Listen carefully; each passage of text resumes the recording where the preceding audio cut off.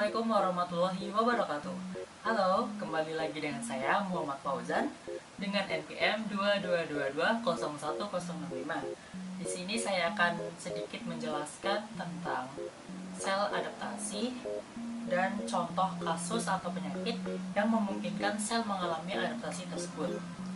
Untuk videonya, selamat menonton ya. Dadah. Oke, kita akan mulai saja ya. Nah, di sini tuh ada 4 poin gambar. Yang poin pertama itu ada 2 gambar, ada normal cell dan sel yang beradaptasi secara atrofi. Nah, untuk normal cell sendiri biasanya normal cell itu akan berkembang secara normal-normal saja dan tidak melampaui batasannya.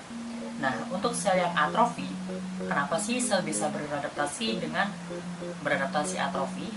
Nah, atrofi dapat disebabkan oleh usia atau genetika, seperti mewarisi gen yang rusak, yang menandakan lisi sel atau menghambat pembentukan sel penting dalam pembentukan sel otot. Nah, ada faktor lain yang mempengaruhi atrofi, yaitu adalah perubahan lingkungan, bergantung pada kesehatan atau penghasilan kita. Kita mungkin bisa mengalami defisit nutrisi. Nah, ada salah satu contoh kasus atau penyakit yang memungkinkan sel mengalami adaptasi atrofi, yaitu adalah atrofi pada vagina. Oke, untuk poin yang selanjutnya ada gambar sel. Nah, sel ini nih beradaptasi secara hipertrofi. Nah, kenapa sih sel bisa mengalami proses adaptasi hipertrofi? Nah, hipertrofi adalah pertambahan berat organ akibat adanya pertambahan ukuran sel pada organ. Hipertrofi adalah suatu respon adaptif yang terjadi apabila terdapat peningkatan beban kerja suatu sel. Kebutuhan sel akan oksigen dan zat gizi meningkat, menyebabkan pertumbuhan semakin besar struktur dalam sel. Untuk contoh kasus atau penyakit yang memungkinkan sel mengalami adaptasi tersebut adalah hipertrofi pada otot. Oke, untuk poin yang selanjutnya ada gambar sel yang beradaptasi secara hiperplasia. Nah, kenapa sih sel bisa beradaptasi secara hiperplasia?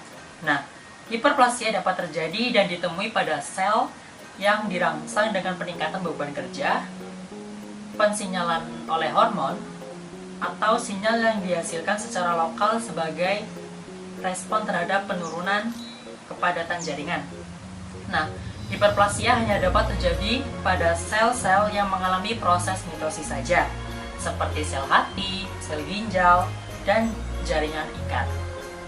Untuk contoh kasus atau penyakit yang memungkinkan sel yang mengalami adaptasi hiperplasia adalah hiperplasia pada endometrium. Oke, untuk poin yang terakhir ada gambar sel yang mengalami adaptasi secara displasia. Nah, kenapa sih sel ini mengalami adaptasi secara displasia? Nah, biasanya tuh displasia di prosesnya itu adalah perubahan ukuran, bentuk, dan organisasi atau biasa disebut dengan susunan. Sel berkembang menjadi bentuk yang lebih primitif atau lebih imatur. Sel imatur bertambah sedangkan sel maturnya berkurang. Tanda proses neoplastik awal susunan jaringan mulai tidak teratur pada adaptasi displasia ini. Nah, untuk contoh kasus atau penyakit yang memungkinkan sel mengalami adaptasi displasia tersebut adalah displasia pada skeletal.